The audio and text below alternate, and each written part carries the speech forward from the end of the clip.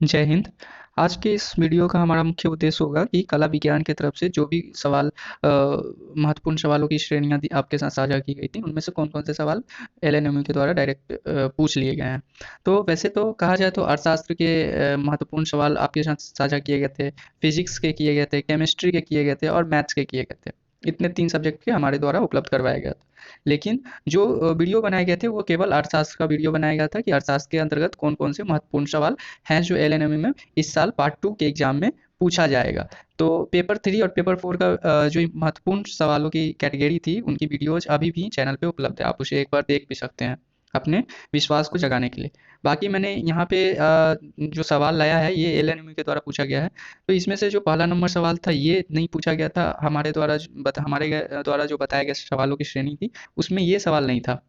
बाकी इसके बाद अगर आप देखें तो आपको भी बड़ी खुशी होगी कि बाकी के बाकी जो भी सवाल थे दूसरा नंबर हमने जो बताया था, जो संभावना जताई थी कला विज्ञान के द्वारा कि ये सवाल महत्वपूर्ण हो सकते हैं इस साल के परीक्षा के लिए, तो ये दूसरा नंबर सवाल भी आया हमारे अंदर से। फिर ये पूर्ति एवं मांग का जो सवाल था कि पूर्ति अपनी मांग स्वयं उत्पन्न करती है, ये सवाल देखिए ये जेबी से जो अर्थशास्त्री थे उन्होंने ये सिद्धांत दिया था। तो उनका ये सिद्धांत पूछ लिया गया। पहले क्वेश्चन कहा जाता था कि से के बाजार नियम की व्याख्या कीजिए या फिर आलोचना कीजिए। लेकिन इस बार क्या किया, उसका स्टेटमेंट लिख करके और फिर पूछा गया कि ये कथन, इस कथन की आलोचना कीजिए। ठीक है? तो जिन्होंने भी ये मेरे द्वारा बताए गए सवाल को पढ़ा होगा, वो उन्होंने इस सवाल को ज़रूर अच्छे से किया होगा। ज़्यादा कुछ बड़ा सवाल नहीं था। फिर केन्स साहब का मैंने 4 सिद्धांत को लिया था, तो उस 4 में से केन्स के 3 सिद्धांत यहाँ पे मतलब काम आ जाते हैं अगर आपने किया होगा तो। एक रोज़गार का, दूसरा उपभोग फलन और तीसरा ब्याज की तरलता। वैसे तो यहाँ पे किसी अर्थशास्त्री का बिना नाम लिए हुए पूछा जा रहा है, लेकिन जब आप ब्याज की तरलता पे आपने पढ़ा होगा, कीन्सियंस का ही यानी केन्स का साहब का ही आपने पढ़ा होगा, तो वहाँ से भी आपने लिख सकते थे। ठीक है? ब्याज की तरलता। तो एक ये भी है। मिल्टन साहब का भी मैंने सीधे तौर पे क्वेश्चन दिया था जो कि एलएनएमयू के द्वारा पूछा गया है। फिर फिलिप्स वक्र पूछा गया है। तो आप देख सकते हैं कि लगभग सारे सवाल जो संभावित प्रश्नों की श्रेणियाँ थी, उन्हीं के अंदर से आई हैं। एक ये क्वेश्चन मैंने नहीं दिया था व्यापार चक्र, तो इसे आप छोड़ दें।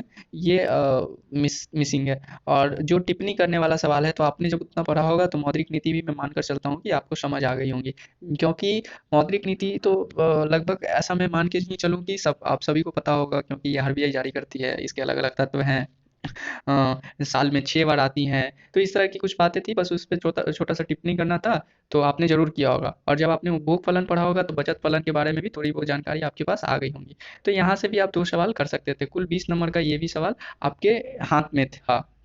तो मैं ये कह सकता हूँ कि सिर्फ ये जो 10 सवाल पूछे गए हैं, इसमें से कुल 8 सवाल आप बना सकते थे। ठीक है? 8 सवाल अगर आपने कला विज्ञान को फ़ॉलो किया होगा तो।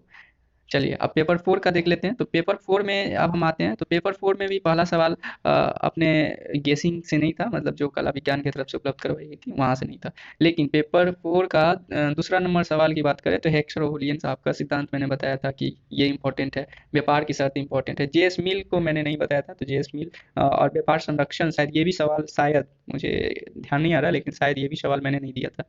फिर भुगतान संतुलन में जो असंतुलन के प्रकार हैं उसको बताना था, तो इस पे अपनी विशेषताओं को या विश्लेषण करना था, तो ऐसा कुछ सवाल था, तो ये भी इम्पोर्टेंट था। फिर मैंने यहाँ बताया था विनिमय दर, तो यहाँ पूछा गया परिवर्तनशील विनिमय दर को स्पष्ट करने के लिए कहा गया।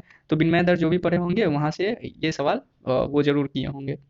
फिर 8वां नंबर सवाल जो है वो वर्ल्ड बैंक से संबंधित है। वर्ल्ड बैंक जिन्होंने भी पढ़ा होगा, थोड़ी बहुत जानकारी रही होगी, वो वर्ल्ड बैंक यहाँ से किए होंगे। फिर ये सवाल जो है ये अपने गेस में नहीं था, मतलब मैंने नहीं बताया था कि इस सवाल को करना है, ये थोड़ा अलग टाइप के सवाल पूछ लिए गए थे। और बाकी 10वां नंबर पे अगर हम आते हैं तो 10वां नंबर पे थोड़ा-सा टफ था, बट जो भी मैंने जो संभावित प्रश्न बताए थे, उन्होंने अगर उन प्रश्नों को पढ़ा होगा, तो वो रुपए की परिवर्तनीयता को ज़रूर लिख सकते थे। तो यहाँ से 10 नंबर के क्वेश्चन आ रहे हैं। बाकी जो भी विदेश व्यापार गुणक हो गया, प्रस्ताव वक्र हो गए, क्रय शक्ति क्षमता सिद्धांत हो गए, ये सब है कुछ खास नहीं, बहुत हार्ड नहीं है, बस शब्दावली आपको समझना है। देखिए मैं हमेशा से कहता रहा हूँ कि अर्थशास्त्र में शब्दावली का बहुत अपना एक खासा महत्व है कि शब्दावली को आप पकड़े और शब्दावली को फॉलो करें। ठीक है?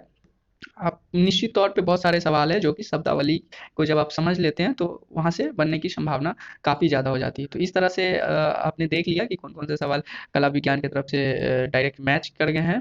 तो ये बताने का बस इतना ही मकसद था ख़ासा कि आपका विश्वास भरोसा और भी हमारे प्रति गहरा हो, ठीक है? और प्यार गहरा होता जाए ताकि हम और भी उत्साहित होकर के और आप लोग के लिए अच्छे-अच्छे कंटेंट को उपलब्ध करवाएँ। और एक कोशिश हमारी तरफ से एक और की जा रही है कि अभी जो भी ऑनर्स का सिलेबस था, ऑनर्स का तो परीक्षाएँ हो गई हैं, बट जो सब्सिडरी की परीक्षाएँ थी, सब्सिडरी की परीक्षाएँ अभी होने वाली हैं, तो सब्सिडरी में आपका जो भी सब्सिडरी होगा, आप कमेंट के माध्यम से हमें ज़रूर बताएँ, क्योंकि हमारे तरफ से कोशिश ये की जा रही है कि सब्सिडरी की जो भी क्वेश्चन हैं, इम्पोर्टेंट क्वेश्चन हो सकते हैं, क्योंकि ऑब्जेक्टिव है, तो उसमें से कुछ टॉपिक वाइज़ हम क्वेश्चन लें और उसको पूरा उसका एनालिसिस करें और वहाँ से बताएँ कि कौन-कौन से ऑब्जेक्टिव सवाल यहाँ से बन सकते हैं, जो कि आपके एग्ज़ाम पॉइंट ऑफ व्यू से इम्पोर्टेंट होंगे। तो ये कोशिश हमारे तरफ से एक करने की जा रही है।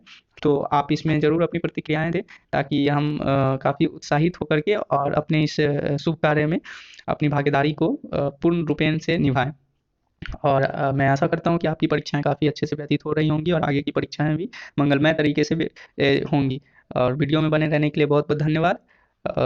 इसी के साथ मैं अपने बातों को समाप्त करता हूँ। जय हिंद।